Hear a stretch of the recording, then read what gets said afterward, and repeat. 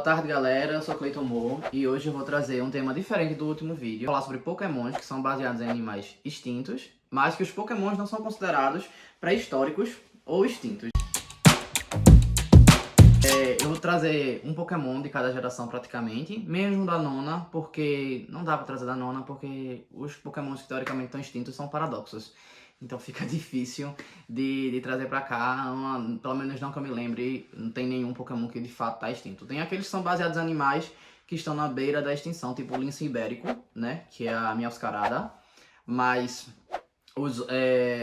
no resto eu não lembro de nenhum outro que esteja realmente extinto, já não. Então vamos começar na primeira geração, eu vou falar sobre o Lapras, né, é um Pokémon que eu amo.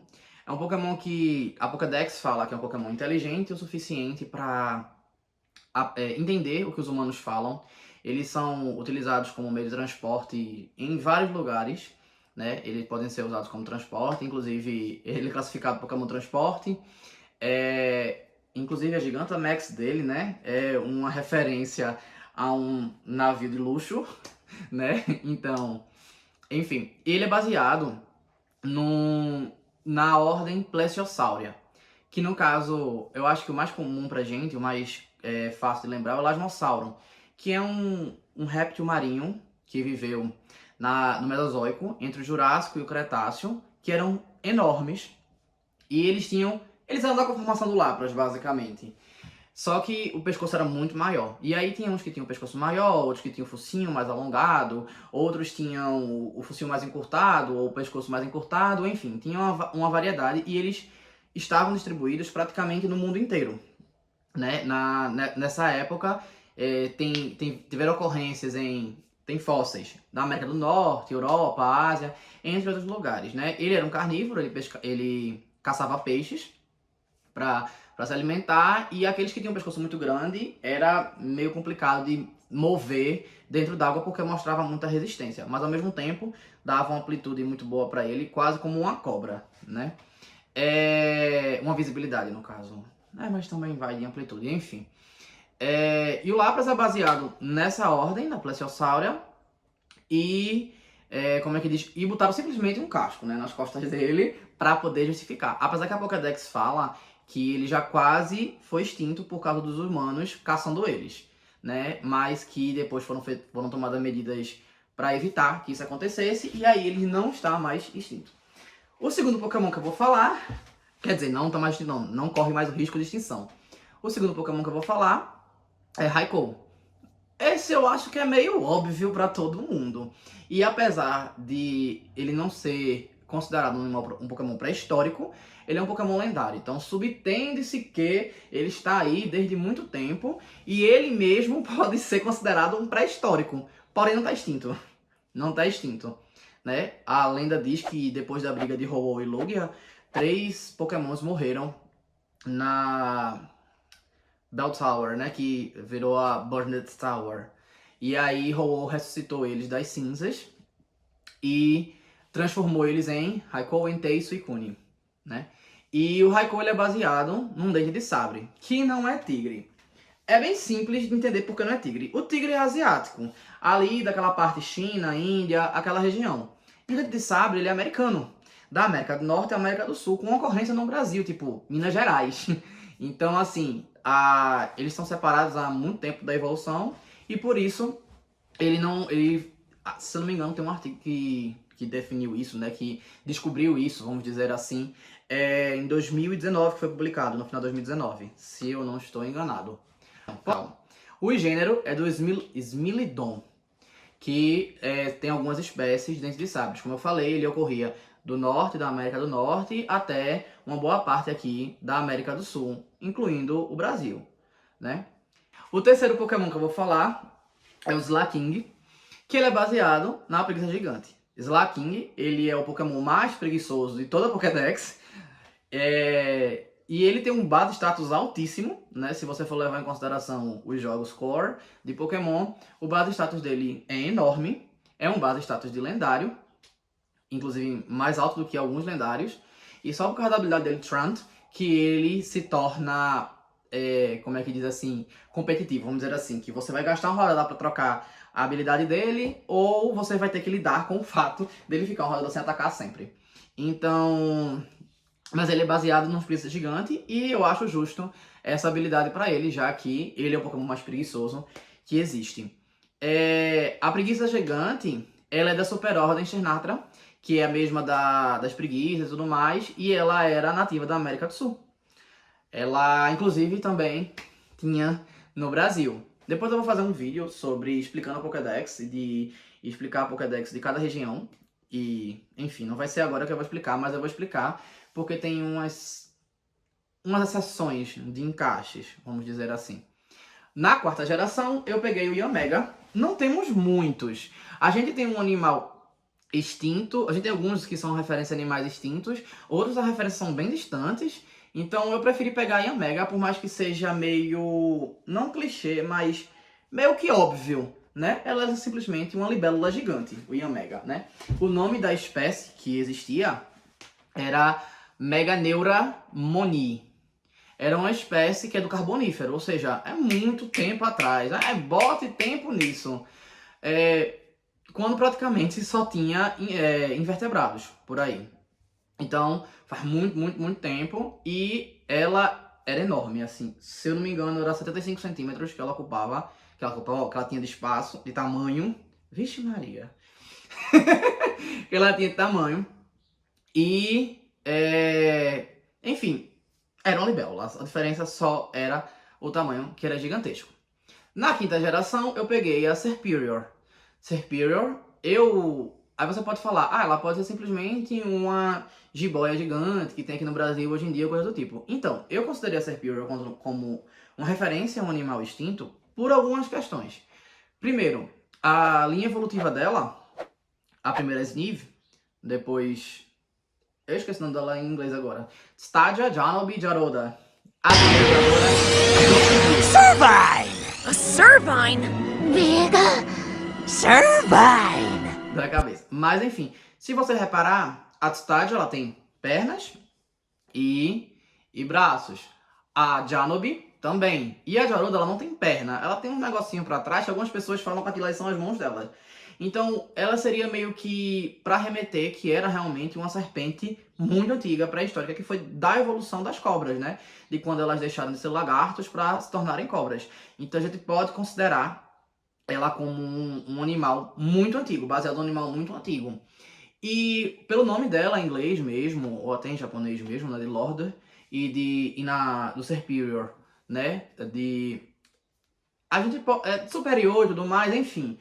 Pelo próprio nome dela, a gente pode remeter que ela como se fosse meio que uma rainha dos Pokémons cobras, né? Então, aí a gente pode considerar que seja essa cobra que eu vou falar, que é a Titanoboa, que era uma cobra que habitava a América do Sul.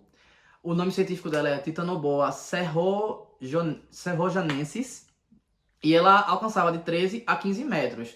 Tinha quase um metro de largura, e ela pesava mais de 1 tonelada. Essa cobra, ela diz que ela caçava até crocodilos. Então, assim, ela era gigantesca, ela era bem temida, e eu acho que ela está coerente com o que a Game Freak quer falar sobre a Serperior, né? Eu acho que dá para considerar, nesse caso, ela encaixada direitinho com o tema do vídeo. Bem, a sexta geração eu peguei o Chesnaught, que, mais uma vez, um Pokémon inicial de grama, que é baseado no tatu gigante. O nome do gênero do tatu gigante é o Glyptodon. Primeiro, deixa eu falar um pouco do Chesnaught, né? Que ele dizem que quando ele tá em modo de defesa, que é quando ele faz o Spike Shield dele, ele aguenta até uma bomba de guerra. Dizem que ele é muito resistente e muito forte, né? No caso, o tatu gigante, que como eu falei, é do gênero Glyptodon, ele é da América do Sul e ele, assim como o Dente de Sabre, que eu acabei não falando como é que diz, o período histórico que ele viveu, o Dente de Sabre e a Preguiça Gigante, junto com o Tatu Gigante, eles são do Pleistoceno. A Titanoboa também, tá? A Titanoboa é de cerca de 6 milhões de anos depois da extinção do Cretáceo, né? Então ela daria de 58 milhões de anos, mais ou menos, pra cá. E o tatu gigante, ele habitava a América do Sul, a ponto que o tatu é um animal daqui, né? Então, assim, ele, como é um ancestral dos tatus, não se sabe se direto ou indireto, até que se prova o contrário, né? Dente de sabre, a gente passou muito tempo chamando tigre dente de sabre, e hoje só chama dente de sabre. Então, né? A gente não tem como afirmar, porque é um negócio de evolução e que tá há muito tempo atrás. Mas, enfim, de toda forma, era um animal muito grande e muito resistente, também muito pesado. A partir da 7ª geração, aí vai ter uns probleminhas.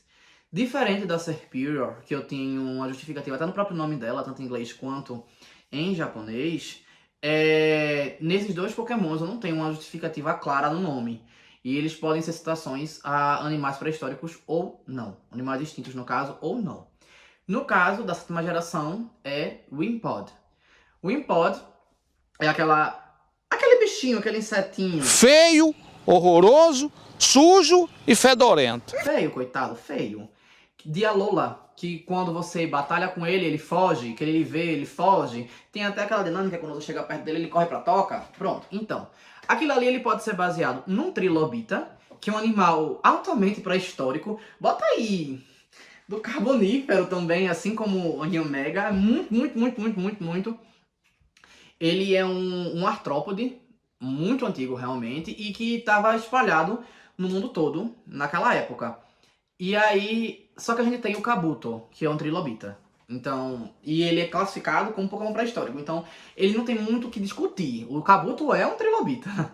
Já o Impod fica naquela dúvida. Ele é um trilobita ou ele é uma barata do mar? A barata do mar é um crustáceo. A classe dela é Malacostraca. A ordem é Isópoda. E o nome científico da barata do mar é Lydia oceanica. A gente fica aí nessa dúvida. E aí vocês me dizem o que vocês acham. Se eles se encaixam mais com a barata do mar ou se com trilobitas. Ou uma mistura dos dois.